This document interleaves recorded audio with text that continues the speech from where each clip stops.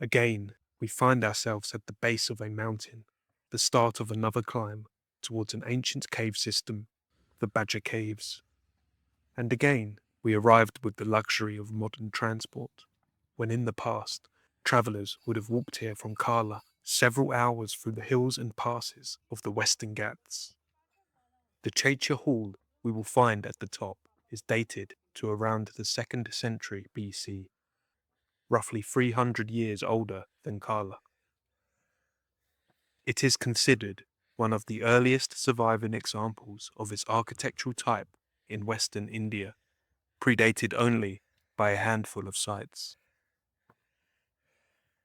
But what existed before this, before Chaitya Halls were carved into rock? In the centuries after the Buddha, worship centered primarily around open-air stupas, relic mounds that predated enclosed spaces for congregational worship. As Buddhist communities became more settled, wooden monasteries and early Chaitya halls began to emerge, creating sheltered spaces for teaching, ritual, and collective gathering around stupas. Not only was timber construction far easier than carving directly into rock, but the stupas themselves were still relatively simple structures, often earthen mounds or brick-built monuments, rather than the monumental stone forms seen later in Buddhist architecture. Over time, several things changed simultaneously. Monastic life became increasingly permanent. Trade networks expanded through the Western Ghats, bringing sustained wealth, movement, and patronage. Regional powers, local chiefs, and later dynasties, such as the Satavahana dynasty, became increasingly connected to Buddhist institutions developing along these routes. And carving techniques improved enough to make large rock-cut interiors feasible.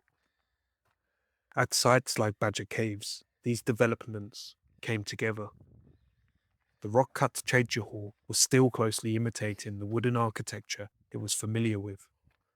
But now it was permanent, repeatable, and tied to long-term monastic institutions, supported by wider economic and political networks.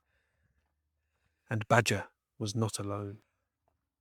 Other cave monasteries were beginning to appear along the same trade corridors through Western India, gradually forming a connected landscape of Buddhist activity.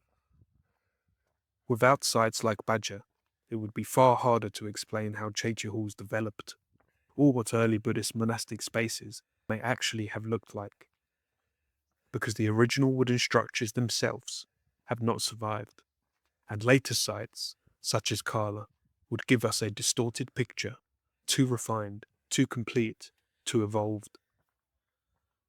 And yet, for all their differences, the similarities between Karla and Bhaja should not be ignored, because both were shaped by the same early Buddhist systems that connected Western India across centuries. At both sites, monastic life changed with the seasons. During the dry months, many monks travelled across wider regions, while the monsoon retreat brought larger communities of monks back together within the caves. This would have been the busiest period of the year, although places like Karla and Bhaja were probably never entirely unoccupied. The movement of traders was deeply entwined with these same seasonal rhythms. During the monsoon, routes became far more dangerous as heavy rains turned paths muddy and unstable. Rivers swelled, and mountain passes became difficult to cross. But the monsoon was not simply a burden. It helped sustain the rhythm that became the heartbeat of ancient India. Seasonal winds powered long-distance maritime trade across the Indian Ocean, allowing ships to travel more predictably between Western India, Arabia, East Africa, and beyond, feeding the wider trade systems that routes like these depended upon. We have reached the top. The caves lie just beyond this gate. Soon, the Chaitya Hall will appear before us, and by now, its form should feel familiar.